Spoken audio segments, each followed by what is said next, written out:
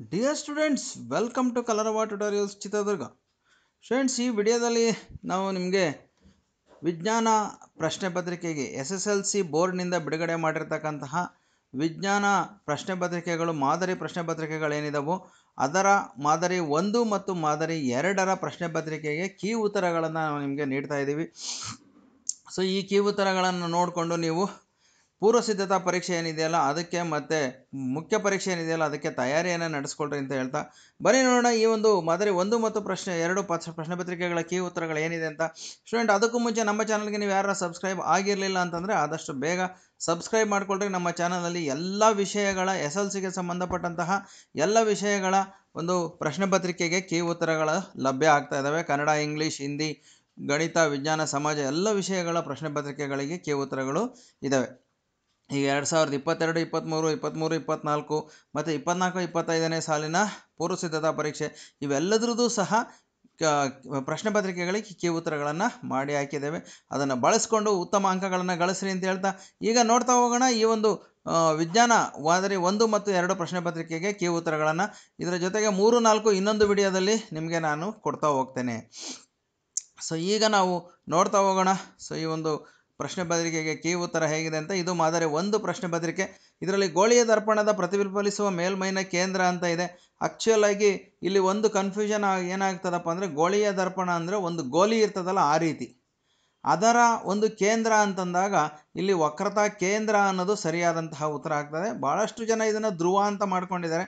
Actually ಧ್ರುವ ಯಾವುದಕ್ಕೆ ಬರ್ತದೆ ಅಂತಂದರೆ, ಸೊ ಅಲ್ಲಿ ನಿಮ್ನ ದರ್ಪಣ ಮತ್ತು ಪೀನ ದರ್ಪಣ ಬಂದರೆ ಮಾತ್ರ ಅಲ್ಲಿ ಧ್ರುವ ಕೇಂದ್ರ ಬಿಂದು ಆಗ್ತದೆ. ಆ್ಯಕ್ಚುಯಲ್ ಆಗಿ ಗೋಳೀಯ ದರ್ಪಣ ಅಂತ ತೆಗೆದುಕೊಂಡಾಗ ಒಂದು ಗೋಲಿ ಇರುತ್ತಲ್ಲ, ಗೋಲಿಯ ಮಧ್ಯಭಾಗ, ಆ ಗೋಲಿಯ ಮಧ್ಯಭಾಗವನ್ನು ನಾವು ವಕ್ರತಾ ಕೇಂದ್ರ ಅಂತೇಳಿ ಸಿ ಅಂತ ಕರಿತೇವೆ. ಹಾಗಾಗಿ ಇದಕ್ಕೆ ಸಿ ಅಂತಕ್ಕಂಥದ್ದು ಉತ್ತರ ಆಗ್ತದೆ. ಕೆಲವರು ಇದನ್ನು ಧ್ರುವ ಅಂತ ಹೇಳಿ ಕೂಡ ಪೋಲ್ ಪಿ ಅಂತ ಹೇಳಿ ಅದನ್ನು ಕರೀತಾ ಇದ್ದಾರೆ. ಸೊ ಅದು ತಪ್ಪಾಗುತ್ತೆ ಅಂತ. ನೆಕ್ಸ್ಟು, ಓಮ್ನ ನಿಯಮವು ಇವುಗಳ ನಡುವಣ ಸಂಬಂಧವನ್ನು ಕೊಡುತ್ತದೆ. ಸೊ ಆಪ್ಷನ್ ಸಿ, ವಿದ್ಯುತ್ ಪ್ರವಾಹ ಮತ್ತು ವಿಭವಾಂತರದ ಒಂದು ಸಂಬಂಧವನ್ನು ಅದು ಕೊಡ್ತದೆ, ಓಮ್ ನಿಯಮ ಇರ್ತಕ್ಕಂಥದ್ದು. ಇನ್ನು ಈ ಕೆಳಗಿನ ಪ್ರಶ್ನೆಗಳಿಗೆ ಉತ್ತರಿಸಿ ಒಂದು ವಾಕ್ಯದಲ್ಲಿ ಉತ್ತರ ಬರೀತಕ್ಕಂಥದ್ದು. ವಿದ್ಯುತ್ ಮಂಡಲದಲ್ಲಿ ಉಪಯೋಗಿಸುವ ರಿಯೋಸ್ಟಾಟ್ನ ಚಿಹ್ನೆಯ ಚಿತ್ರ ಕೇಳಿದರೆ, ಸೊ ರಿಯೋಸ್ಟಾಟ್ ಚಿಹ್ನೆಯ ಚಿತ್ರ ಇಲ್ಲಿ ಇದೆ ನಿಮಗೆ. ಕಾಂತೀಯ ಬಲರೇಖೆಗಳ ಯಾವುದಾದ್ರೂ 2 ಗುಣಗಳನ್ನು ಬರೆಯಿರಿ ಅಂತ ಇದೆ. ಸೊ ಕಾಂತೀಯ ಬಲರೇಖೆಗಳು ಉತ್ತರ ಧ್ರುವದಲ್ಲಿ ಉತ್ಸರ್ಜಿತವಾಗಿ ದಕ್ಷಿಣ ಧ್ರುವಕ್ಕೆ ವಿಲೀನಗೊಳ್ತವೆ. ಕಾಂತದ ಒಳಭಾಗದಲ್ಲಿ ಕಾಂತದ ದಕ್ಷಿಣ ಧ್ರುವದಿಂದ ಉತ್ತರ ಧ್ರುವದೆಡೆಗೆ ಕಾಂತೀಯ ಬಲರೇಖೆಗಳಿರ್ತವೆ.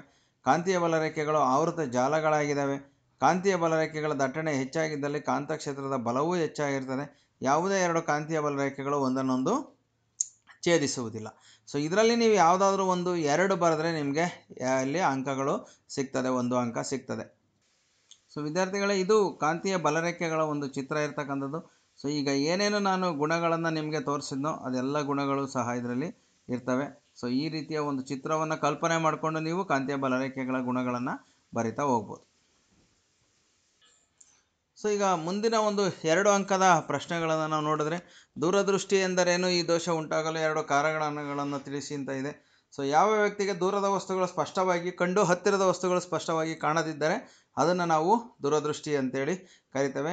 ಈ ದೋಷ ಉಂಟಾಗಲಿಕ್ಕೆ ಕಾರಣ ಕಣ್ಣಿನ ಮಸೂರದ ಸಂಗಮ ದೂರ ಉದ್ದವಾಗಿರುವುದು, ಕಣ್ಣುಗುಡ್ಡೆ ಅತಿ ಚಿಕ್ಕದಾಗಿರುವುದು. ಇವೆರಡು ಕಾರಣಗಳನ್ನು ನೀವು ಕೊಡ್ಬೋದು. ನೆಕ್ಸ್ಟ್ 6ನೇ ಪ್ರಶ್ನೆ, ಕೆಳಗೆ ಕೊಟ್ಟಿರುವ ಮಂಡಲದ ಚಿತ್ರವನ್ನು ಗಮನಿಸಿ ಕೊಟ್ಟಿರುವ ಪ್ರಶ್ನೆಗಳಿಗೆ ಉತ್ತರಿಸಿ ಅಂತ ಇದೆ. ಸೊ ಆ ಚಿತ್ರವನ್ನು ನೋಡಿದಾಗ ಇಲ್ಲಿ ನಮಗೆ X ಮತ್ತು Y ಬಿಂದುಗಳ ಸುತ್ತಲೂ ಉಂಟಾಗುವ ಕಾಂತಕ್ಷೇತ್ರದ ದಿಕ್ಕನ್ನು ತಿಳಿಸಿ ಮತ್ತು ಕಾಂತಕ್ಷೇತ್ರದ ದಿಕ್ಕನ್ನು ನಿರ್ಧರಿಸಲು ಸಹಾಯ ಮಾಡಿದ ನಿಯಮವನ್ನು ನಿರೂಪಿಸಿ ಅಂತ ಇದೆ. ಸೊ ಈ ಚಿತ್ರವನ್ನು ಕೊಟ್ಟಿದ್ದಾರೆ. ಸೊ ಇದರಲ್ಲಿ X ಬಿಂದು ಏನಿದೆಯಲ್ಲ, ಕಾಂತಕ್ಷೇತ್ರದ ಅಪ್ರದಕ್ಷಿಣೀಯವಾಗಿ Y ಬಿಂದುವಿನಲ್ಲಿ ಪ್ರದಕ್ಷಿಣೀಯವಾಗಿ ಇರ್ತದೆ. ಸೊ ಇದು ಇಲ್ಲಿ ಅಪ್ರದಕ್ಷಿಣೀಯವಾಗಿ ಹಿಂಗೆ ಬರ್ತಾ ಇದೆ. ಸೊ ಇದರಲ್ಲಿ ಪ್ರದಕ್ಷಿಣೀಯವಾಗಿ ನಮಗೆ ಕಾಣಿಸ್ತಾ ಇದೆ ಅಂತಕ್ಕಂಥದ್ದನ್ನು ಇಲ್ಲಿ ನೋಡ್ತೇವೆ. ಇನ್ನು ಇದು ನಿಯಮ ಬಲಗೈ ಹೆಬ್ಬೆರಳು ನಿಯಮದ ಆಧಾರದ ಮೇಲೆ ಇರ್ತಕ್ಕಂಥದ್ದು. ಇನ್ನು 7ನೇದು, ಗೃಹ ವಿದ್ಯುತ್ ಮಂಡಲದ ವಿದ್ಯುತ್ ಉಪಕರಣಗಳನ್ನು ಸಮಾಂತರವಾಗಿ ಸಂಪರ್ಕಿಸುವುದು ಉತ್ತಮ. ಈ ಕ್ರಮಕ್ಕೆ 2 ಕಾರಣಗಳನ್ನು ಕೊಡಿ ಅಂತ ಇದೆ. ಸೊ ಸಮಾಂತರ ಕ್ರಮದಲ್ಲಿ ಜೋಡಿಸುವುದರಿಂದ ಉಪಕರಣಗಳು ತಮಗೆ ಅವಶ್ಯವಿರುವಷ್ಟು ವಿದ್ಯುತ್ ಪ್ರವಾಹವನ್ನು ಸೆಳೆದುಕೊಳ್ಳಬಹುದು. ಸಮಾಂತರ ಕ್ರಮದಲ್ಲಿ ಒಂದು ಉಪಕರಣ ಕಾರ್ಯನಿರ್ವಹಿಸದೇ ಇದ್ದರೂ ಸಹ ಕೂಡ ಉಳಿದ ಉಪಕರಣಗಳು ಕಾರ್ಯವನ್ನು ನಿರ್ವಹಣೆಯನ್ನು ಮಾಡ್ತವೆ ಅಂತಕ್ಕಂಥದ್ದು. ಇವೆರಡೂ ಸಹ ಇಲ್ಲಿ ಸಮಾಂತರ ಸಂಪರ್ಕಕ್ಕೆ ಇರತಕ್ಕಂತಹ ಉತ್ತರ. ಸೊ ಇನ್ನೂ ಒಂದು, ಈ ರೀತಿಯ ಸಂಪರ್ಕದಿಂದ ಕಾರ್ಯನಿರ್ವಹಿಸದ ಉಪಕರಣವನ್ನು ಸುಲಭವಾಗಿ ಪತ್ತೆ ಹಚ್ಚಬಹುದು. ಯಾವುದಾದ್ರು 2 ಬರೆದ್ರೆ ಸಾಕು ನೀವು. ಎರಡನ್ನು ನೆನಪಿಟ್ಕೊಳ್ರಿ. ಇನ್ನು ಒಂದು ವಸ್ತುವನ್ನು ಪೀನ ಮಸೂರದ 2F ಇರಿಸಿದಾಗ ಉಂಟಾಗುವ ಪ್ರತಿಬಿಂಬವನ್ನು ತೋರಿಸುವ ರೇಖಾಚಿತ್ರವನ್ನು ಬರೆಯಿರಿ ಅಂತ ಇದೆ. ಸೊ ಪ್ರತಿಬಿಂಬದ ಸ್ಥಾನ ಮತ್ತು ಸ್ವಭಾವವನ್ನು ಇಲ್ಲಿ 2F ನಾವು ವಸ್ತುವನ್ನು ಇಟ್ಟರೆ ಅದು ಪ್ರತಿಬಿಂಬ ಕೂಡ 2F ಉಂಟಾಗುತ್ತೆ. ಸೊ ಇದೊಂದರ ಈ ಪಾಯಿಂಟಲ್ಲಿ ಮಾತ್ರ 2F ಏನಿದೆಯೋ ಇಲ್ಲಿ 2F1 ವಸ್ತುವನ್ನು ಇಟ್ಟಾಗ 2F2 ಪ್ರತಿಬಿಂಬ ಉಂಟಾಗ್ತದೆ. ಸೊ ವಸ್ತು ಎಷ್ಟಿರ್ತದೋ ಪ್ರತಿಬಿಂಬದ ಗಾತ್ರನೂ ಸಹ ಅಷ್ಟೇ ಇರ್ತದೆ. ಸತ್ಯ ಪ್ರತಿಬಿಂಬ ಆಗಿರ್ತದೆ ಮತ್ತು ತಲೆಕೆಳಕಾಗಿರ್ತದೆ. ಸೊ ಇದು ವಸ್ತುವಿನ ಸ್ಥಾನ ಮತ್ತು ಸ್ವಭಾವವನ್ನು ನಾವಿಲ್ಲಿ ನೋಡಿದ್ವಿ. ನೆಕ್ಸ್ಟ್ ಬೆಳಕಿನ ವರ್ಣ ವಿಭಜನೆ ಎಂದರೇನು, ನಿಸರ್ಗದಲ್ಲಿ ಕಾಮನಬಿಲ್ಲಿನಲ್ಲಿ ಉಂಟಾಗುವಿಕೆಯನ್ನು ವಿವರಿಸಿ ಅಂತ ಇದೆ. ಸೊ ಬಿಳಿ ಬೆಳಕನ್ನು ಗಾಜಿನ ಪಟ್ಟಕದ ಮೂಲಕ ಹಾಯಿಸಿದಾಗ ಅದು 7 ಬಣ್ಣಗಳಾಗಿ ವಿಭಜನೆ ಹೊಂದುತ್ತದೆ. ಇದನ್ನು ವರ್ಣ ವಿಭಜನೆ ಅಂತೇಳಿ ಕರಿತೇವೆ. ಸೊ ವಕ್ರೀಭವನಕ್ಕೂ ಇದಕ್ಕೂ ಭಾಳ ಜನ ಕನ್ಫ್ಯೂಷನ್ ಮಾಡ್ಕೊತೀರಿ. ಸೊ ಅದರಲ್ಲಿ ಬೆಳಕು ತನ್ನ ದಿಕ್ಕನ್ನು ಬದಲಾವಣೆ ಮಾಡ್ತದೆ. ಇದರಲ್ಲಿ 7 ಬಣ್ಣಗಳಾಗಿ ವಿಭಜನೆಯನ್ನು ಹೊಂದುತ್ತದೆ. ಇನ್ನು ಕಾಮನಬಿಲ್ಲು ಉಂಟಾಗಬೇಕಾದ್ರೆ ಸಾಮಾನ್ಯವಾಗಿ ಸೂರ್ಯನ ವಿರುದ್ಧ ದಿಕ್ಕಿನಲ್ಲಿ ತುಂತುರು ಮಳೆಯಾಗುವ ಸಂದರ್ಭದಲ್ಲಿ ಕಾಮನಬಿಲ್ಲು ಉಂಟಾಗ್ತದೆ. ನೋಡಿರಿ, ಸೂರ್ಯ ನಮ್ಮ ಹಿಂದೆ ಇರಬೇಕು, ಮಳೆ ನಮ್ಮ ಮುಂದೆ ಬರ್ತಾ ಇರಬೇಕು. ಆ ಸಮಯದಲ್ಲಿ ಮಾತ್ರ ನಮಗೆ ಕಾಮನಬಿಲ್ಲನ್ನು ಕಾಣಲಿಕ್ಕೆ ಸಾಧ್ಯ. ಇಲ್ಲಿ ನೀರಿನ ಪ್ರತಿಯೊಂದು ಹನಿಯೂ ಸಹ ಸಣ್ಣ ಸಣ್ಣ ಸಣ್ಣ ಪಟ್ಟಕಗಳಂತೆ ಕೆಲಸ ಮಾಡಿ ಅಲ್ಲಿ ವರ್ಣ ವಿಭಜನೆಯನ್ನು ಅದು ಉಂಟು ಮಾಡ್ತದೆ. ಸೊ ಇದು ನೀರಿನ ಹೆಂಗಾಗುತ್ತೆ ಅಂತಂದರೆ, ನೀರಿನ ಹನಿಯನ್ನು ಪ್ರವೇಶ ಮಾಡ್ತಕ್ಕಂಥ ಬೆಳಕಿನ ಕಿರಣ ಏನಾಗ್ತದೆ, ವಕ್ರೀಭವನಗೊಳ್ತದೆ. ಆಮೇಲೆ ಆಂತರಿಕ ಪ್ರತಿಫಲನ ಆಗ್ತದೆ. ಮತ್ತೆ ಪ್ರತಿಫಲನಗೊಂಡು ಅದು 7 ಬಣ್ಣಗಳಾಗಿ ವಿಭಜನೆಯಾಗಿ ಹೊರಗೆ ಬರ್ತದೆ. ಸೊ ಹಾಗಾಗಿ ಇದರಿಂದ ಆಕಾಶದಲ್ಲಿ ನಮಗೆ ದೊಡ್ಡದಾಗಿ ಕಾಮನಬಿಲ್ಲು ಕಾಣಿಸ್ತದೆ. ಇನ್ನು ನೆಕ್ಸ್ಟ್ ಟೆಂಡಾಲ್ ಪರಿಣಾಮ ಎಂದರೇನು ಅಂತ ಇದೆ. ಶುಭ್ರ ಆಕಾಶದಲ್ಲಿ ಬಣ್ಣವು ನೀಲಿಯಾಗಿ ಏಕೆ ಇದೆ ಅಂತ ಹೇಳಿದರೆ, ಸೊ ಕಲಿಲ ದ್ರಾವಣದಲ್ಲಿ ಬೆಳಕಿನ ಚದುರುವಿಕೆಯ ವಿದ್ಯಮಾನವನ್ನು ಟೆಂಡಾಲ್ ಪರಿಣಾಮ ಅಂತೇಳಿ ನಾವು ಕರಿತೇವೆ. ಆಕಾಶವು ಶುಭ್ರವಾಗಿರುವಾಗ ವಾತಾವರಣದಲ್ಲಿನ ಕಣಗಳು ತುಂಬ ಚಿಕ್ಕದಾಗಿರ್ತದೆ. ಸೊ ಆ ಸಂದರ್ಭದಲ್ಲಿ ಬೆಳಕಿನಲ್ಲಿರುವಂತಹ ನೀಲಿ ಬೆಳಕನ್ನು ಹೆಚ್ಚು ಚದುರುವಂತೆ ಮಾಡ್ತವೆ. ಸೊ ಹಾಗಾಗಿ ನಮಗೆ ಆಕಾಶ ನೀಲಿಯಾಗಿ ಕಾಣಿಸ್ತದೆ. ಸೊ ನೆಕ್ಸ್ಟ್ ಪ್ರಶ್ನೆ, ವಿದ್ಯುತ್ ಪ್ರವಾಹ ಇರುವ ವಾಹಕವನ್ನು ಕಾಂತಕ್ಷೇತ್ರದಲ್ಲಿ ಇರಿಸಿದಾಗ ಅದು ಯಾಂತ್ರಿಕ ಬಲವನ್ನು ಅನುಭವಿಸುತ್ತದೆ ಎಂದು ತೋರಿಸುವ ಒಂದು ಪ್ರಯೋಗವನ್ನು ವಿವರಿಸಿ ಅಂತ ಇದೆ. ಸೊ ಪ್ರಯೋಗದ ಹೆಸರು ಕೊಟ್ಟಿದ್ದಾರೆ. ಸೊ ಇಲ್ಲಿ ಏನೇನು ಅದಕ್ಕೆ ಸಾಮಗ್ರಿಗಳು ಬೇಕು, ಪ್ರಯೋಗ ಮಾಡುವಂತಹ ಒಂದು ವಿಧಾನ ಇದೆ. ಇದನ್ನು ನೋಡ್ಕೊಳ್ರಿ, ಏನೇನು ಮಾಡಬೇಕು ಅಂತಕ್ಕಂಥದ್ದನ್ನು ನೋಡಿಕೊಂಡು ಬರೆದಿಟ್ಕೊಂಡು ಅದನ್ನು ಪ್ರಾಕ್ಟೀಸ್ ಮಾಡ್ಬೋದು ನೀವು. ನೆಕ್ಸ್ಟ್ ಅದರ ಫಲಿತಾಂಶ ಕೂಡ ಇದೆ. ಇನ್ನು 4 ಅಂಕದ ಪ್ರಶ್ನೆಗಳು. ಬೆಳಕಿನ ವಕ್ರೀಭವನದ ನಿಯಮಗಳನ್ನು ತಿಳಿಸಿ. ಇಲ್ಲಿ ನೋಡ್ರಿ, ವಕ್ರೀಭವನದ ನಿಯಮ ಅಥವಾ ಪ್ರತಿಫಲನದ ನಿಯಮ ಎರಡರೊಳಗೆ ಒಂದು ನಿಯಮ ಇದ್ದೇ ಇರುತ್ತೆ. ಅದರಲ್ಲಿ ಎರಡರಲ್ಲೂ ಸಹ 2 ನಿಯಮಗಳಿರೋದ್ರಿಂದ ಅವೆರಡು ನಿಯಮಗಳನ್ನು ನೋಡ್ಕೊಳ್ರಿ. ಸ್ವಲ್ಪ ಕನ್ಫ್ಯೂಷನ್ ಆಗುತ್ತೆ ಎರಡೂ. ಅದನ್ನು ಕನ್ಫ್ಯೂಷನ್ ಮಾಡ್ಕೊಂಡಂಗೆ ಏನು ಬರೀಬೇಕು ಅದನ್ನು ಬರೀಬೇಕಷ್ಟೆ. ಇನ್ನು ವಕ್ರೀಭವನದ ನಿಯಮಗಳು ಇಲ್ಲಿ ಪತನ ಕಿರಣ, ವಕ್ರೀಭವನ ಕಿರಣ, ನಿರ್ಗಮ ಕಿರಣ, ಮಾಧ್ಯಮದ 2 ಮಾಧ್ಯಮಗಳ ಮೇಲ್ಮೈಯನ್ನು ಬೇರ್ಪಡಿಸುವ ಪತನ ಬಿಂದುವಿಗೆ ಎಳೆದ ಲಂಬ, ಇವು 3 ಒಂದೇ ಸಮತಲದಲ್ಲಿ ಇರ್ತವೆ. ಸೊ ಆ್ಯಕ್ಚುಲಿ ಅಲ್ಲಿ ನಾವು ಪ್ರತಿಫಲನದ ನಿಯಮದಲ್ಲಿ ಏನು ಹೇಳ್ತೀವಿ, ಪ್ರತಿಫಲನ ಕಿರಣ ಮತ್ತು ಪತನ ಬಿಂದುವಿನಲ್ಲಿ ಎಳೆದ ಲಂಬ, ಇವು 3 ಒಂದೇ ಸಮತಲದಲ್ಲಿ ಇರ್ತವೆ. ಸೇಮ್ ಅದು 2 ಒಂದೇ ರೀತಿ ಇರ್ತದೆ. ಸೊ ಅಲ್ಲಿ ಪತನ ಕೋನವು ಪ್ರತಿಫಲನ ಕೋನಕ್ಕೆ ಸಮನಾಗಿರುತ್ತದೆ ಅನ್ನೋದಿರುತ್ತೆ. ಸೊ ಇದರಲ್ಲಿ ಒಂದೇ ಬಣ್ಣದ ಬೆಳಕನ್ನು ಹಾಯಿಸಿದಾಗ ಪತನ ಕೋನದ ಸೈನು, ವಕ್ರೀಭವನದ ಕೋನದ ಸೈನು ಇವು ಅನುಪಾತ ಸ್ಥಿರವಾಗಿರ್ತದೆ ಅಂತ ಹೇಳ್ತೀವಿ. ಅಲ್ಲಿಗೂ ಇಲ್ಲಿಗೂ ಇದು ಸ್ವಲ್ಪ ವ್ಯತ್ಯಾಸ ಇರ್ತದೆ. ಇನ್ನು 2ನೇ ಪ್ರಶ್ನೆ, ಸೀಮೆಎಣ್ಣೆಯಲ್ಲಿ ಚಲಿಸುತ್ತಿರುವ ಬೆಳಕಿನ ಕಿರಣವು ಓರೆಯಾಗಿ ನೀರನ್ನು ಪ್ರವೇಶಿಸುತ್ತದೆ. ಆ ಬೆಳಕಿನ ಕಿರಣವು ಲಂಬದ ಕಡೆಗೆ ಬಾಗುವುದು, ಲಂಬದಿಂದ ದೂರವಾಗುವುದು ಅಥವಾ ಲಂಬದಿಂದ ದೂರವಾಗುವುದು ಏಕೆ ಅಂತ ಕೇಳಿದರೆ, ಯಾಕೆ ಅಂತಂದರೆ ವಕ್ರೀಭವನಗೊಳ್ಳೋದ್ರಿಂದ. ಸೊ ಇಲ್ಲಿ ಸೀಮೆಎಣ್ಣೆಯಲ್ಲಿ ನೀರಿನ ಕಡೆ ಚಲಿಸುವಾಗ ಬೆಳಕು ಲಂಬದಿಂದ ದೂರಕ್ಕೆ ಬಾಗುತ್ತದೆ. ಕಾರಣ, ಒಂದು ಬೆಳಕಿನ ಕಿರಣ ಸಾಂದ್ರ ಮಾಧ್ಯಮದಿಂದ ವಿರಳ ಮಾಧ್ಯಮಕ್ಕೆ ಚಲಿಸುವಾಗ ಅದು ಲಂಬದಿಂದ ದೂರ ಬಾಗ್ತದೆ. ಇಲ್ಲಿ ಸೀಮೆಎಣ್ಣೆ ಸಾಂದ್ರ ಮಾಧ್ಯಮ ಆಗಿರ್ತದೆ, ನೀರುಳು ವಿರಳ ಮಾಧ್ಯಮ ಆಗಿರೋದ್ರಿಂದ ಈ ರೀತಿಯ ಒಂದು ಬೆಳಕಿನ ಒಂದು ಬಾಗುವಿಕೆಯನ್ನು ನಾವು ನೋಡಲಿಕ್ಕೆ ಸಾಧ್ಯ ಆಗ್ತದೆ. ನೆಕ್ಸ್ಟ್ ನೋಡ್ರಿ, ಇಲ್ಲಿ ನಾನು ಹೇಳಿದೆ, ಇಲ್ಲಿ ವಕ್ರೀಭವನದ ನಿಯಮ ಅಥವಾ ಕೊಟ್ಬಿಟ್ಟು ಬೆಳಕಿನ ಪ್ರತಿಫಲನದ ನಿಯಮಗಳನ್ನು ಕೇಳಿದರೆ, ಸೊ ಪ್ರತಿಫಲನದ ನಿಯಮನೂ ಭಾಳ ಈಸಿ ಇದೆ. ಪತನ ಕೋನ ಪ್ರತಿಫಲನ ಕೋನಕ್ಕೆ ಸಮನಾಗಿರ್ತದೆ. ಪತನ ಕಿರಣ, ಪ್ರತಿಫಲನ ಕಿರಣ, ಪತನ ಬಿಂದುವಿನಲ್ಲಿ ಎಳೆದ ಲಂಬ, ಈ 3 ಒಂದೇ ಸಮತಲದಲ್ಲಿ ಇರ್ತವೆ. ದರ್ಪಣದ ವರ್ಧನೆ +1 ಆದರೆ ಇದರ ಅರ್ಥವೇನು ಅಂತ ಕೇಳಿದರೆ, ಈ ದರ್ಪಣದ ವಿಧವನ್ನು ತಿಳಿಸಿ ಅಂತ ಇದೆ. ದರ್ಪಣದ ಸಾಮರ್ಥ್ಯ +1 ಅಂದರೆ ಇಲ್ಲಿ ಪ್ರತಿಬಿಂಬದ ಗಾತ್ರವು ವಸ್ತುವಿನ ಗಾತ್ರಕ್ಕೆ ಸಮನಾಗಿರ್ತದೆ. 1 ಅಂದರೆ 2 ಸಮ ಅಂತ ಅರ್ಥ ಅಲ್ಲಿ. ಹಾಗಾಗಿ ಉಂಟಾದ ಪ್ರತಿಬಿಂಬ ಮಿಥ್ಯ ಮತ್ತು ನೇರವಾಗಿರ್ತವೆ. ಇಂತಹ ವರ್ಧನ ಸಾಮರ್ಥ್ಯವನ್ನು ಹೊಂದಿರುವ ದರ್ಪಣವನ್ನು ಸಮತಲ ದರ್ಪಣ. ಸಮತಲ ದರ್ಪಣದಲ್ಲಿ ಅಷ್ಟೇ ವಸ್ತು ಎಷ್ಟಿರುತ್ತೋ ಪ್ರತಿಬಿಂಬನೂ ಅಷ್ಟೇ ಕಾಣಿಸೋದು. ನೀವು ಡೈಲಿ ಕನ್ನಡಿ ನೋಡ್ಕೊತಿರಲ್ಲ, ಅದೇ ಸಮತಲ ದರ್ಪಣ. ಸೊ ಇಲ್ಲಿ ಒಂದು ಪ್ರಾಬ್ಲಮನ್ನು ಕೊಟ್ಟಿದ್ದಾರೆ. ಸೊ ಆ ಪ್ರಾಬ್ಲಮ್ನ ಹೇಗೆ ಸಾಲ್ವ್ ಮಾಡೋದು ಅಂತಕ್ಕಂಥದ್ದು ಇಲ್ಲಿ ಡೀಟೇಲ್ಸ್ ಇದೆ. ಡಾಟಾ ಏನೇನು ಬರ್ಕೋಬೇಕು, 220 ವೋಲ್ಟ್ಸ್ ಅನ್ನೋದು ವಿ ಇದು. ಸೊ ವಿದ್ಯುತ್ತು 10 ಆ್ಯಂಪ್ಸ್ ಅನ್ನೋದು ಇದು ಐ ಇದು. ಸೊ ಇಲ್ಲಿ ಪಿ ಸಾಮರ್ಥ್ಯವನ್ನು ಕೇಳಿದರೆ ಸಾಮರ್ಥ್ಯ ಕಂಡುಹಿಡಿಯಬೇಕು. ಇ ಅದರ ಒಂದು ಎನರ್ಜಿಯನ್ನು ಕೇಳಿದರೆ ಎಷ್ಟು ಅದಕ್ಕೆ ಶಕ್ತಿಯನ್ನು ಬಳಕೆ ಆಗ್ತಾರೆ ಅನ್ನೋದನ್ನು. 1 ಕಿಲೋಮೀಟ್ರಿಗೆ 5 ರೂಪಾಯಿ ಆದರೆ 30 ದಿನಕ್ಕೆ ಕಟ್ಟಬೇಕಾದ ಹಣ ಎಷ್ಟು ಅಂತ ಇದೆ. ಸೊ ಮೊದಲು ಪಿಯನ್ನು ಕಂಡುಹಿಡ್ಕೋಬೇಕು. 220 × 10 2200 ವ್ಯಾಟ್ ಆಗುತ್ತೆ. ಅದನ್ನು ಕಿಲೋವ್ಯಾಟಿಗೆ ಬದಲಾವಣೆ ಮಾಡಿಕೊಂಡ್ರೆ 2.2 1000ದಿಂದ ಭಾಗಿಸ್ಬೇಕು. ಇದನ್ನು 2.2 ಕಿಲೋವ್ಯಾಟ್ ಆಗ್ತದೆ.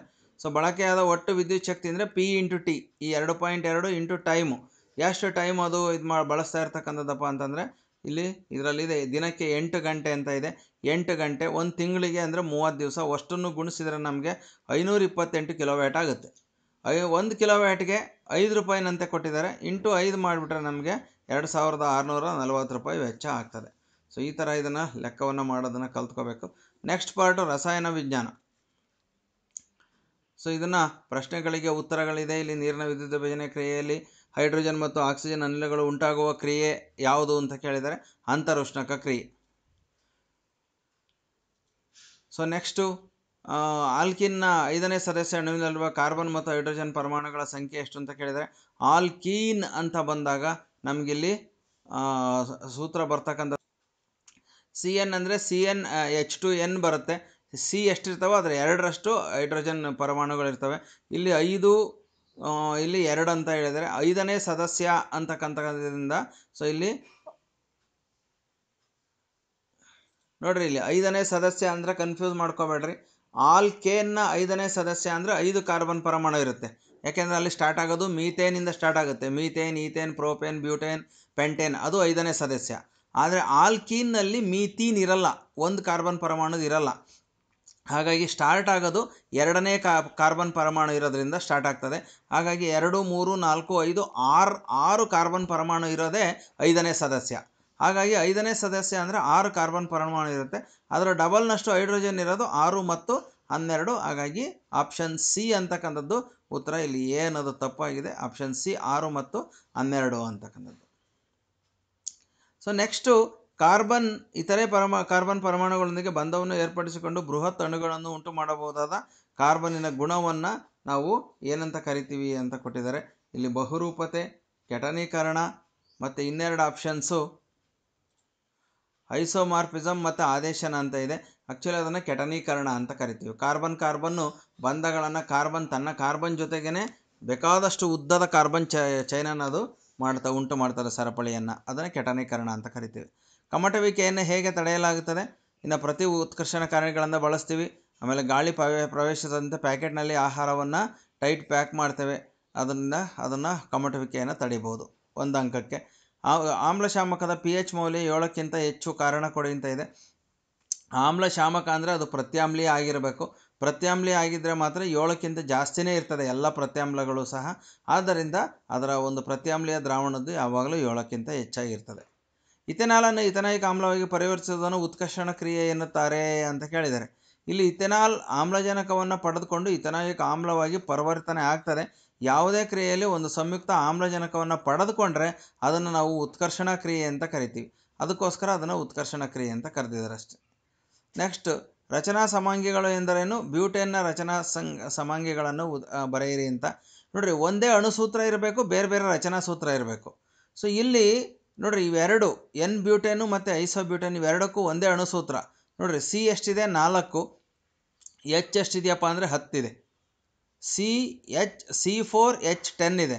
ಇಲ್ಲೂ ಸಹ ಇದು ಐಸೋಬ್ಯೂಟೇನ್ದು C4H10. ಆದರೆ ಅದರ ಜೋಡಣೆ ಮಾತ್ರ ರಚನೆಯಲ್ಲಿ ವ್ಯತ್ಯಾಸ ಇದೆ. ಅದಕ್ಕೆ ರಚನೆಯಲ್ಲಿ ವ್ಯತ್ಯಾಸವಿರುವಂತಹ ರಚನಾ ಸಮಾಂಗಿಗಳು ಅಂತ ಕರಿತೀವಿ. ರಚನೆಯಲ್ಲಿ ವ್ಯತ್ಯಾಸ. ಆದರೆ ಇಲ್ಲಿ ನಾವು ಅವುಗಳ ಕಾರ್ಬನ್ ಮತ್ತು ಹೈಡ್ರೋಜನ್ ಪರಮಾಣುಗಳು ಏನಿದಾವಲ್ಲ ಅಣುಸೂತ್ರ, ಅದು ಮಾತ್ರ ಸೇಮ್ ಇದೆ. ಇದ್ರದ್ದು C4H10, ಇದ್ರದ್ದು C4H10. ಆದರೆ ಆ ಜೋಡಣೆಯಲ್ಲಿ ವ್ಯತ್ಯಾಸ ಇದೆ. ಅದಕ್ಕೆ ಇವನ್ನು ನಾವು ರಚನಾ ಸಮಾಂಗಿಗಳು ಅಂತ ಕರಿತೇವೆ. ಒಂದು ಎನ್ ಬ್ಯೂಟೇನು, ಇನ್ನೊಂದು ಐಸೋಬ್ಯೂಟೇನ್. ನೆಕ್ಸ್ಟ್ ಪ್ರಶ್ನೆ, ಕ್ರಿಯಾ ಗುಂಪು ಎಂದರೇನು? ಪ್ರೊಪೆನಾಲ್ ಮತ್ತು ಪ್ರೊಪೆನಾಲಲ್ಲಿರುವ ಕ್ರಿಯಾ ಗುಂಪನ್ನು ಹೆಸರಿಸಿ ಅಂತ ಇದೆ. ಹೈಡ್ರೋಕಾರ್ಬನ್ಗಳಿಗೆ ವಿಶೇಷ ಗುಣವನ್ನು ಕೊಡುವಂತಹ ಪರಮಾಣು ಅಥವಾ ಪರಮಾಣುಗಳ ಗುಂಪಿಗೆ ನಾವು ಕ್ರಿಯಾ ಗುಂಪು ಅಂತ ಕರಿತೇವೆ.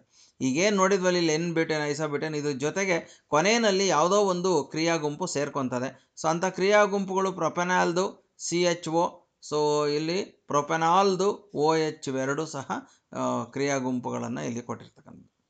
ಇನ್ನು ಆಮ್ಲಗಳು ಮತ್ತು ಪ್ರತ್ಯಾಮ್ಲಗಳ ಸ್ವಭಾವವನ್ನು ಪತ್ತೆ ಹಚ್ಚಲು ನೀಲಿ ಲಿಟ್ಮಸ್ ಮತ್ತು ಕೆಂಪು ಲಿಟ್ಮಸ್ಗಳು ಹೇಗೆ ಸಹಾಯಕಾರಿಯಾಗಿದ್ದಾವೆ. ಸೊ ನಿಮಗೆಲ್ಲರಿಗೂ ಗೊತ್ತಿರೋದೆ, ಆಮ್ಲೀಯ ದ್ರಾವಣಗಳಲ್ಲಿ ನೀಲಿ ಲಿಟ್ಮಸನ್ನು ಅದ್ದಿದಾಗ ಅದು ಕೆಂಪು ಬಣ್ಣಕ್ಕೆ ತಿರುಗ್ತದೆ. ಸೊ ಪ್ರತ್ಯಾಮ್ಲೀಯ ದ್ರಾವಣಕ್ಕೆ ಕೆಂಪು ಲಿಟ್ಮಸನ್ನು ಅದ್ದಿದಾಗ ಅದು ನೀಲಿ ಬಣ್ಣಕ್ಕೆ ತಿರುಗ್ತದೆ. ಸೊ ಇದು ಸಾಮಾನ್ಯವಾಗಿ ಎಲ್ಲರಿಗೂ ಗೊತ್ತಿರ್ತಕ್ಕಂಥದ್ದು. ಇದನ್ನು ನೀವು ಸಣ್ಣ ಕ್ಲಾಸಿಂದನೂ ಸಹ ಕಲ್ತ್ಕೊಂಡು ಬಂದಿರ್ತೀರಿ. ಇನ್ನು ಪರ್ಯಾಪ್ತ ಹೈಡ್ರೋಕಾರ್ಬನ್ಗಳು ಮತ್ತು ಅಪರ್ಯಾಪ್ತ ಹೈಡ್ರೋಕಾರ್ಬನ್ಗಳ ನಡುವಿನ ಯಾವುದಾದರೂ 2 ವ್ಯತ್ಯಾಸಗಳನ್ನು ಬರೆಯಿರಿ ಅಂತ ಇದೆ. ಸೊ ಇಲ್ಲಿ ವ್ಯತ್ಯಾಸ ನಿಮ್ಗೆ 5 ವ್ಯತ್ಯಾಸ ಇದೆ. ಯಾವುದಾದ್ರೂ 2 ವ್ಯತ್ಯಾಸವನ್ನು ಬರೆದ್ರೆ ಸಾಕು, ನಿಮಗೆ ಗೊತ್ತಾಗ್ತದೆ. ಆ ವ್ಯತ್ಯಾಸಗಳನ್ನು ನೋಡ್ಕೊಳ್ರಿ. ನೆಕ್ಸ್ಟ್, ಲೋಹದ ಮೇಲೆ ಅಭಯ ವರ್ತನೆಯನ್ನು ತೋರಿಸುವ ಉಪಕರಣಗಳ ಜೋಡಣೆ ಅಂದವಾದ ಚಿತ್ರವನ್ನು ಬರೆಯಿರಿ ಅಂತ ಇದೆ. ಸೊ ಆ ಚಿತ್ರವನ್ನು ಬರೆದು ಇಲ್ಲಿ ಭಾಗಗಳನ್ನು ಗುರುತಿಸಿರ್ತಕ್ಕಂಥದ್ದಿದೆ. ಸೊ ಒಂದಷ್ಟು ಚಿತ್ರಗಳು ಭಾಳ ಇಂಪಾರ್ಟೆಂಟ್ ಇರ್ತವೆ. ನೀವು ಅವನ್ನ ಕರೆಕ್ಟಾಗಿ ನೋಡಿಕೊಂಡು ಪ್ರಾಕ್ಟೀಸ್ ಮಾಡ್ಕೊಂಡು ಹೋಗ್ಬೇಕು. ಬರೆದು ಪ್ರಾಕ್ಟೀಸ್ ಮಾಡಿರಿ, ಬರೀ ನೋಡಬೇಡ್ರಿ. ಇದರಲ್ಲಿ ಎಲ್ಲದೂ ಭಾಗಗಳನ್ನು ಕೊಟ್ಟಿರಲ್ಲ ನೋಡ್ರಿ, 2 ಭಾಗ ಕೊಡೋದು. ಒಂದು ಲೋಹದ ಚೂರು, ಇನ್ನೊಂದು ಹೈಡ್ರೋಜನ್ ಅನಿಲ. ಸೊ ಇವೆರಡು ಭಾಗಗಳನ್ನು ಮಾತ್ರ ಇಲ್ಲಿ ಏನು ಮಾಡಿದ್ದಾರೆ, ಕೊಟ್ಟಿರ್ತಾರೆ ಅಷ್ಟೇ. ಇವೆರಡು ಭಾಗಗಳನ್ನು ಗುರುತಿಸ್ಬೇಕಷ್ಟೆ. ಅದೇ ಲೋಹದ ಚೂರು ಇಲ್ಲಿದೆ. ಸೊ ಅದೇ ಜೊತೆಗೆ ಇಲ್ಲಿ ಹೈಡ್ರೋಜನ್ ಅನಿಲ ಇಲ್ಲಿ ಇರ್ತಕ್ಕಂಥದ್ದು. ಇವೆರಡನ್ನು ಗುರುತಿಸ್ಬೇಕು. ಉಳಿದಿರೋವನ್ನು ಗುರುತಿಸಿದ್ರೂ ನಡೆಯುತ್ತೆ, ಗುರುತಿಸದೇ ಇದ್ರೂ ನಡೀತದೆ. ನೆಕ್ಸ್ಟ್, ಕೆಳಗಿನ ರಾಸಾಯನಿಕ ಕ್ರಿಯೆಗಳಿಗೆ ಸರಿದೂಗಿಸಿದ ರಾಸಾಯನಿಕ ಸಮೀಕರಣಗಳನ್ನು ಬರೆಯಿರಿ ಅಂತ ಇದೆ. ಸೊ ಈ ರಾಸಾಯನಿಕ ಕ್ರಿಯೆ ನೈಸರ್ಗಿಕ ಅನಿಲದ ದಹನ ಕ್ರಿಯೆ. ಸೊ ಅದರ ಒಂದು ಸಮೀಕರಣ ಇಲ್ಲಿದೆ. ಸೊ ನೆಕ್ಸ್ಟು, ಪೊಟ್ಯಾಸಿಯಂ ಲೋಹ ನೀರಿನಲ್ಲಿ ಹೇಗೆ ವರ್ತಿಸ್ತದೆ ಅನ್ನೋದು ಒಂದು. ಸೊ ಅದರ ನೆಕ್ಸ್ಟು, ತಾಮ್ರದ ಸಲ್ಫೇಟ್ ದ್ರಾವಣದೊಂದಿಗೆ ಕಬ್ಬಿಣ ಹೇಗೆ ವರ್ತಿಸುತ್ತೆ ಅಂತಕ್ಕಂಥದ್ದನ್ನು ಇಲ್ಲಿ ಕೊಟ್ಟಿರ್ತಕ್ಕಂಥದ್ದು.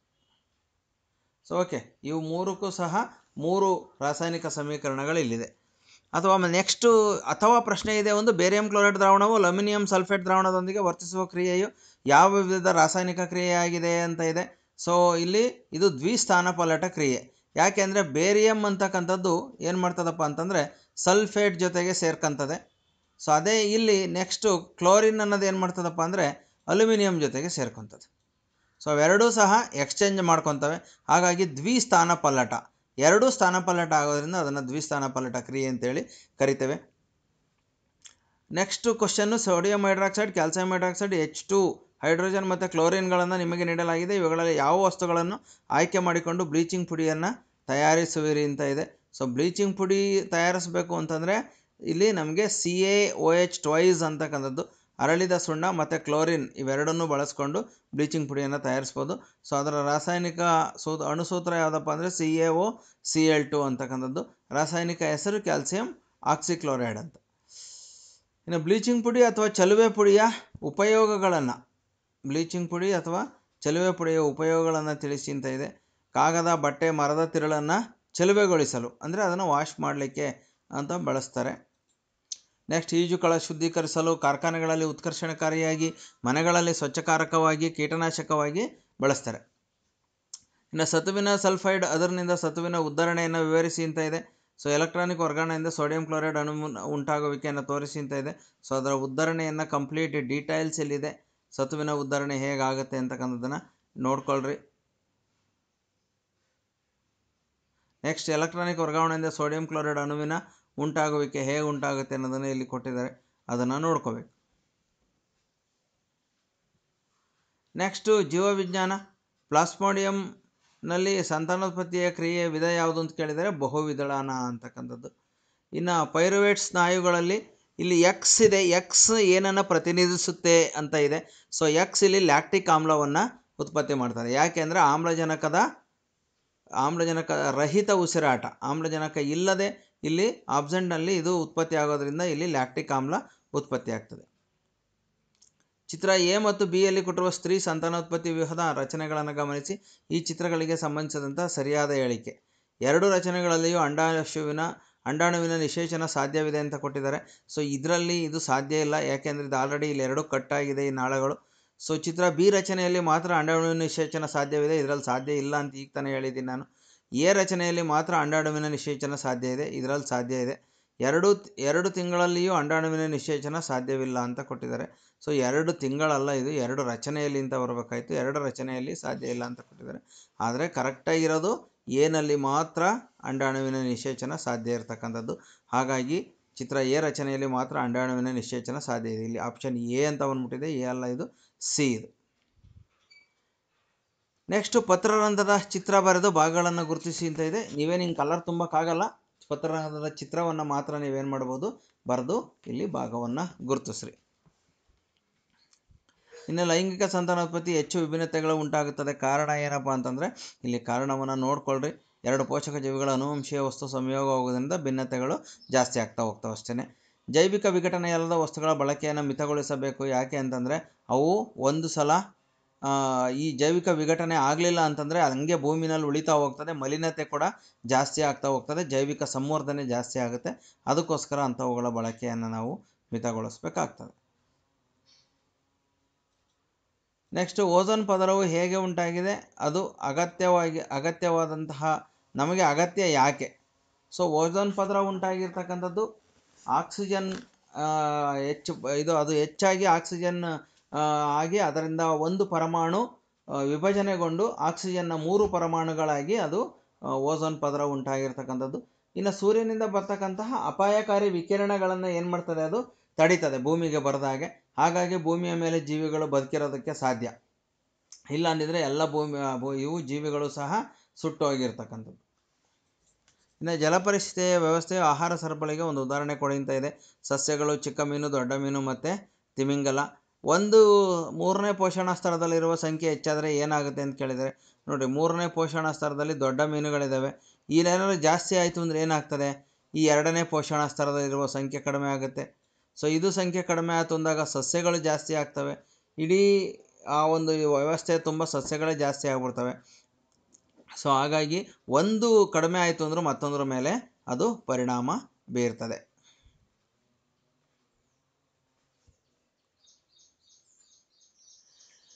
ನೆಕ್ಸ್ಟ್, ದುಂಡಾದ ಬೀಜವನ್ನು ಉತ್ಪಾದಿಸುವ ಬಟಾಣಿ ಸಸ್ಯವು ಸುಕ್ಕಾದ ಬೀಜವನ್ನು ಉತ್ಪಾದಿಸುವ ಬಟಾಣಿ ಸಸ್ಯದೊಂದಿಗೆ ಸಂಕೀರ್ಣಗೊಳಿಸದೆ ಈ ಪೀಳಿಗೆಯಲ್ಲಿ ದೊರೆಯುವ ಫಲಿತಾಂಶವನ್ನು ಚೆಕ್ಕರ್ ಬೋರ್ಡ್ ಸಹಾಯದಿಂದ ತಿಳಿಸಿ ಸಸ್ಯ ವಿಧಗಳ ಜೀನ್ನ ನಮೂನೆಯ ಅನುಪಾತ ಬರೆಯಿರಿ ಅಂತ ಇದೆ.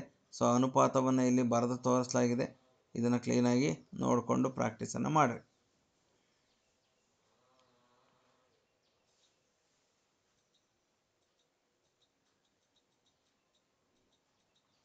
ನೆಕ್ಸ್ಟ್ ಪ್ರಶ್ನೆ, ಮಾನವನಲ್ಲಿ ಮಗುವಿನ ಲಿಂಗ ಹೇಗೆ ನಿರ್ಧಾರವಾಗುವುದು ಅಂತ ಅನ್ನೋದಕ್ಕೆ ಇಲ್ಲಿ ಪ್ರಶ್ನೆ ಇದೆ, ಉತ್ತರ ಇದೆ.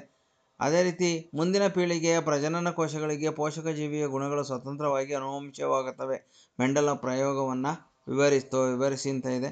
ಸೊ ಮೆಂಡಲ್ನ ಪ್ರಯೋಗವನ್ನು ಇಲ್ಲಿ ನೋಡ್ತಾ ಹೋಗೋಣ.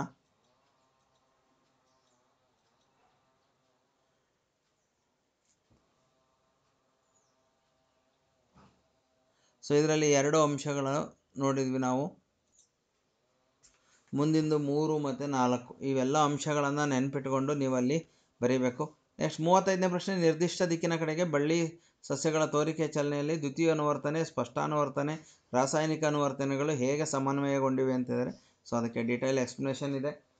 ಸೊ ನೆಕ್ಸ್ಟ್ ಕ್ವಶನ್, ನಮ್ಮ ದೇಹದಲ್ಲಿ ಇನ್ಸುಲಿನ್, ಈಸ್ಟ್ರೋಜನ್ ಮತ್ತು ಥೈರಾಕ್ಸಿನ್ ಹಾರ್ಮೋನುಗಳ ಪಾತ್ರ ಏನು ಅಂತ ಕೇಳಿದರೆ ಆ ಪಾತ್ರ ಏನು ಅನ್ನೋದನ್ನು ಇಲ್ಲಿ ಆನ್ಸರ್ ಇದೆ. ಇದನ್ನು ಕರೆಕ್ಟಾಗಿ ನೆನ್ಪಿಟ್ಕೊಳ್ರಿ. ಯಾಕೆ ಅಂತಂದರೆ ಸೊ ಇದೇ ಕ್ವಶನ್ ಪೇಪರ್ಲಿರ್ತಕ್ಕಂಥ ಒಂದಷ್ಟು ಪ್ರಶ್ನೆಗಳು ನಿಮಗೆ ಪ್ರಿಪ್ರೇಟ್ರಿಗೂ ಬರುತ್ತೆ ಮತ್ತು ಆನ್ಯುವಲ್ ಎಕ್ಸಾಮ್ಗೂ ಸಹ ಬರೋ ಸಾಧ್ಯತೆಗಳಿದ್ದಾವೆ. ಇನ್ನು ಪರಕೀಯ ಪರಾಗಸ್ಪರ್ಶ ಎಂದರೇನು ಅಂತಕ್ಕಂಥದ್ದಕ್ಕೆ ಸೊ ಇಲ್ಲಿ ಡೀಟೇಲ್ ಆಗಿ ಎಕ್ಸ್ಪ್ಲನೇಷನ್ ಇದೆ. ನೆಕ್ಸ್ಟು ಮಾನವನ ಮೆದುಳಿನ ಚಿತ್ರ ಕೇಳಿದರೆ ಸೊ ಈ ಚಿತ್ರವನ್ನು ಬರೀರಿ. ಚಿತ್ರಗಳನ್ನು ಕರೆಕ್ಟಾಗಿ ಪ್ರಾಕ್ಟೀಸ್ ಮಾಡಿದ್ರಿ ಅಂದರೆ ನಿಮಗೆ ಬೇಕಾದಷ್ಟು ಮಾರ್ಕ್ಸ್ಗಳನ್ನು, ಸುಮಾರು 12ರಿಂದ 13 ಮಾರ್ಕ್ಸ್ಗಳನ್ನು ಪಡೆಯೋದಕ್ಕೆ ಸಾಧ್ಯ ಆಗ್ತದೆ.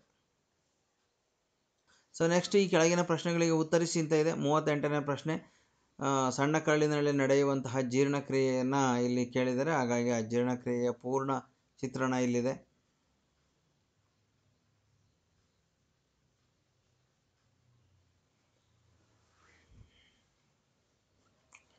ಝೈಲಮ್ ಮತ್ತು ಫ್ಲೋಯಂ ಅಂಗಾಂಶದ ಒಂದು ಕೆಲ ಕಾರ್ಯವನ್ನು ಇಲ್ಲಿ ಕೊಟ್ಟಿದ್ದಾರೆ. ಸೊ ವಿದ್ಯಾರ್ಥಿಗಳೇ, ಇದು ಮಾದರಿ 1 ಪ್ರಶ್ನೆ ಪತ್ರಿಕೆಯ ಕೀ ಉತ್ತರಗಳನ್ನು ನೀವು ನೋಡಿದ್ರಿ.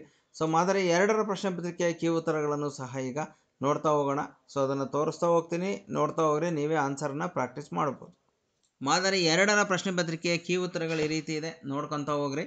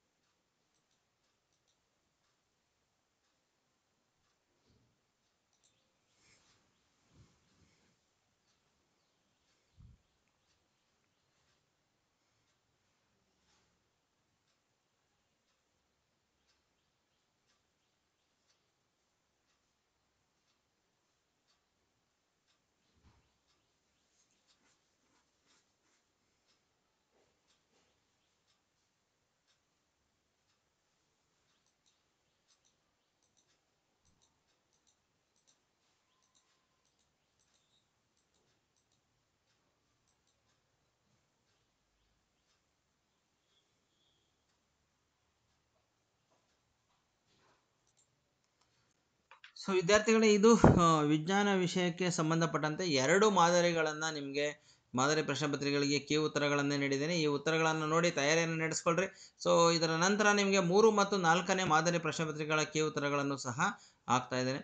ಸೊ ಈಗ ಅದನ್ನು ಸಹ ನೀವು ಪ್ರಾಕ್ಟೀಸನ್ನು ಮಾಡ್ತೀರಾ ಅಂತ ಹೇಳ್ತಾ, ನಮ್ಮ ಚಾನಲ್ಗೆ ಯಾರು ಸಬ್ಸ್ಕ್ರೈಬ್ ಆಗಿರಲಿಲ್ಲ ಅಂತಂದರೆ ಆದಷ್ಟು ಬೇಗ ಸಬ್ಸ್ಕ್ರೈಬ್ ಮಾಡ್ಕೊಳ್ಳಿ ಅಂತ ಹೇಳ್ತಾ, ಸೊ ಈ ಒಂದು ಮಾದರಿ 1 ಮತ್ತು ಮಾದರಿ 2 ಪ್ರಶ್ನೆ ಪತ್ರಿಕೆಯ ಕೀ ಉತ್ತರದ ವಿಡಿಯೋವನ್ನು ಇಲ್ಲಿಗೆ ಮುಗಿಸ್ತಾ ಇದ್ದೀನಿ. ಮುಂದಿನ ವಿಡಿಯೋದಲ್ಲಿ ಭೇಟಿಯಾಗೋಣ.